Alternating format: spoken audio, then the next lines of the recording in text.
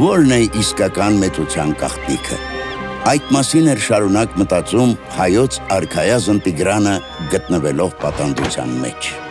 Արտաշես բարեպաշտի փառավոր ժամանակներից 100 տարի անց Հայաստանը կախման մեջ էր ընկել պարթևական թագավորությունից։ Հայերին վերահսկելու համար պարթևներն իրենց մոտ էին պահում Տիգրանին, Արտաշեսի թոռանը։ Ժամանակ չկորցնելով Տիգրանը ուսումնասիրում էր ռազմական գործը, պետական կառավարման և դիվանագիտության նրբությունները։ Նա երազում էր, որ մի օր կվերադարձնի իր հայրենիքի նախկին փառքը, և այդ պահը եկավ։ Հայոց աշխարհաժողովը Տիգրանին ազատելու համար պարթևներին փրկագին տվեց 70 հովիտ։ Եվ Քրիստոսից առաջ 95 թվականին Տիգրանը վերադարձավ Հայաստան ու թագադրվեց։ Նա իսկույն սկսեց կառուցել մի պետություն, որի նմանը հայոց պատմության մեջ ստեղծել էին միայն Վանի թագավորության արքաները։ Տիգրանը ստեղծեց այդ ժամանակների ամենամեծ բանակը 300,000 զինվորով։ Նրա գլխավոր հարվածային ուժը զրահավորված ծանր այրուձին էր, իսկ պարսպակործան և նետողական մեքենաները օգնում էին ամրոցներ ու քաղաքներ գրավել։ Տիգրանը հետ վերադարձրեց 70 հովիտը և սկսեց ընդլայնել պետության սահմանները, կարճ ժամանակում դարձնելով այն ծովից ծով Հայաստան, Կասպից ծովից մինչև Միջերկրական, իսկ գերտերություն համարվող Պարթևստանը հպատակվեց նրան։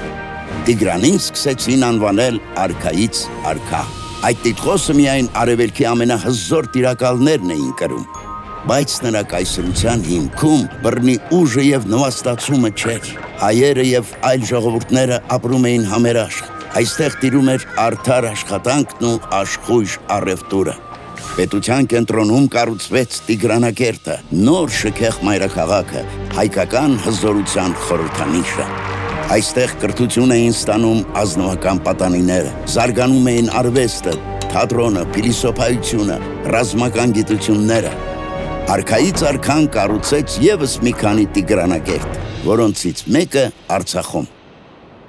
Բարդ իրավիճակներում Տիգրանը կարողանում էր պայմանավորվել պատերազմելու փոխարեն։ Այն ժամանակ բեդվինների արաբական ցեղերը հաճախ թալանում էին հայ վաճառականների քարավանները։ Արքայից արքան նրանց գործարք առաջարկեց։ Ամեն խաղաղ օրվա դիմաց մեկ պարկ արծաթ, սակայն յուրաքանչյուր հարձակման դեպքում 10 պարկ տուգանք։ Եվ հարձակումները դադարեցին։ Այսուհետ բեդվինները իրենք էին քարավաններն ուղեկցում և պաշտպանում։ Տիգրանի կայսրությունը իսկապես մեծ էր և տարածքով, և բնակչությամբ, և տնտեսությամբ։ Երկրում հատվում էին մետաղադրամներ արքայից արքայի պատկերով, որոնք բարձր գին ունեին ամբողջ հին աշխարհում։ Գանձարանում այնքան շատ ոսկի կար, որ Տիգրանը գանձերի թաքստոցներ էր ստեղծում։ Անառիկ ժայռերում, խոր լճերի հատակներում և նույնիսկ արձանների ներսում։ Այս հարստությունը, ինչպես նաև հայկական թագավորության ուժը անտարբեր չթողեցին Տիգրանի գլխավոր հակառակորդին՝ Հռոմին։ Քրիստոսից առաջ 69 թվականին Լուկուլլոսի լեգիոնները ներխուժեցին Հայաստան, գրավեցին և ավերեցին մայրաքաղաք Տիգրանակերտը։ Երկարատև և ծանր պատերազմում Տիգրանն ի վերջո ջարդեց հռոմեացիներին Արածանիի ճակատամարտում և դուրս շպրտեց Հայաստանից։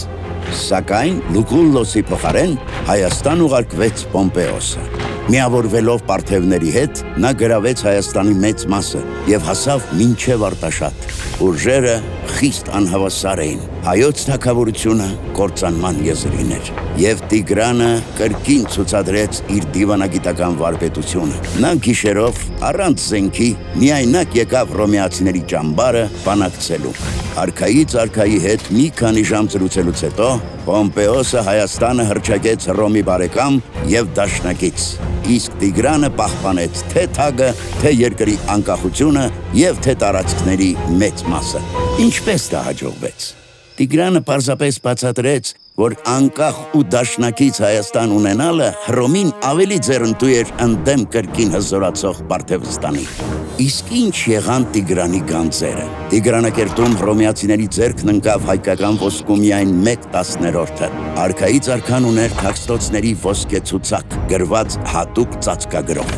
Նրա մահից հետո այդ մագաղաթը կտրեցին 3 մասի և պահեցին գաղտնի վայրերում։ գանձերի մեծ մասը մինչ օրս չեն գտել։ Արքայից արքան մնաց պատմության մեջ որպես Տիգրան Մեծ, որովհետև նա հայ ժողովրդի մեծության մասին երազանքի մարմնացումն էր, մեծ զորավար, հայլուն դիվանագետ, երկրի մասին հոգացող կառավարիչ։ Ինչպես ասում էր ինքը Տիգրանը, եղիր քաջ, եղիր իմաստուն, ծառայիր հայրենիքիդ, եւ այն մեծ կլինի քեզ հետ միասին։